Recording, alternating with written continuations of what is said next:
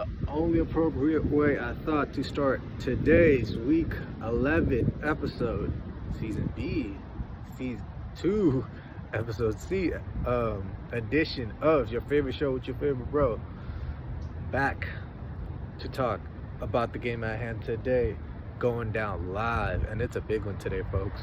Live down in Houston, Texas. It will be the Houston Texans taking on the Dallas Cowboys in the Battle of Texas. And in this one, we have to roll with the Houston Texans. And why do I think the Texans will come out on top in this one? Well, first of all, they at least still have their starting quarterback, just to start that off. Secondly, after signing Joe Mixon in the offseason as a free agent, something that Dallas didn't do, signed a running back. Everybody talks about Derrick Henry and what he could have been for Dallas, but why not Joe Mixon? Let's say that, Saquon was not a viable option. Derrick Henry, I guess, you don't want to pay that high up. Why not go after a, top 3 to 5 free agent back coming out, been to a Super Bowl before, something you guys haven't done, a captain with the Bengals before, something that you guys could use in that locker room. But nope, he went cross town, cross state to the Houston Texans and solidified their running game. Nico Collins, my God, he is back.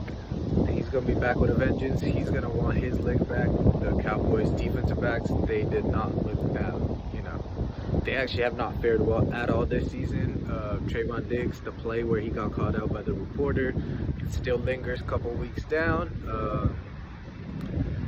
It's going to be very interesting, the weapons galore that the Texans do have compared to not having a quarterback who could deliver to the not having any weapons for the Cowboys. That's very interesting to watch.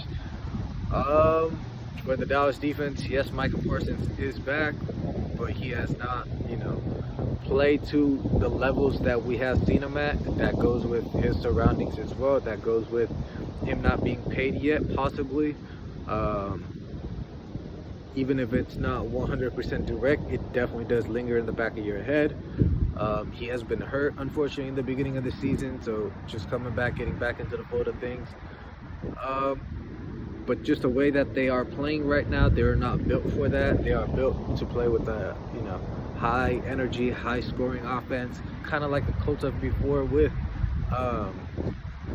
Peyton Manning. You have your Marvin Harrison, you have your Reggie Wayne, you have your Gonzo, you have your Dallas Clark. You score your points, and then you let Robert Mathis and Dwight Freeney on the other side go after the quarterbacks. Dallas tried to build that same way with DeMarcus Lawrence on one side, with Micah Parsons on the other. A light defense, and they're getting, handed it to them. Especially in a dome, whether it's a dome or outside, but especially in a dome, they have not been able to stop the run. I think Houston needs to focus on the run even more.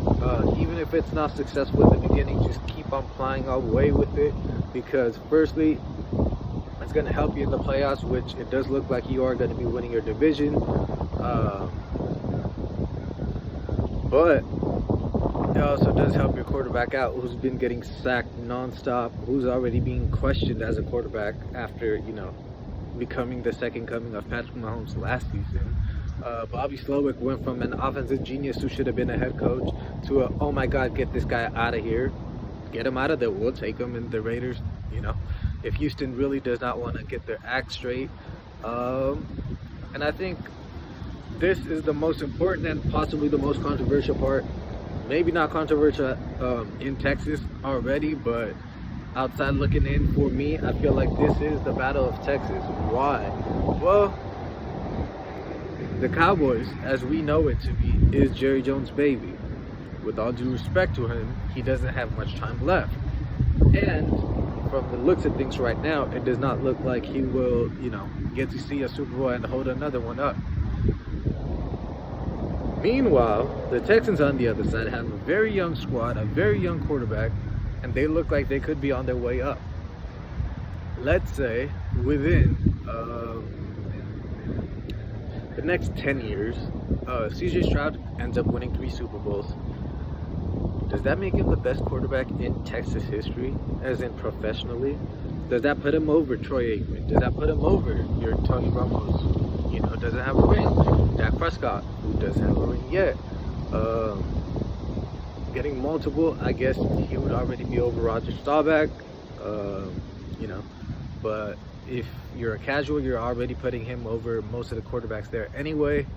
And if you want to go into the Texans, you know, history, you really just have a few years of Deshaun Watson and, you know, some good years of Matt Schaub to kind of look back at, to have any sort of like competency at quarterback. You failed a lot, but then you hit it big with CJ Stroud, and that is why I believe he can lead the squad to Super Bowls, multiple Super Bowls, with a running mate like Will Anderson, coming out of Alabama, being a captain there as well. Both guys who are very hungry, both guys who are football players first, and then their talent kind of showcases what they really are, which is, once again, football players.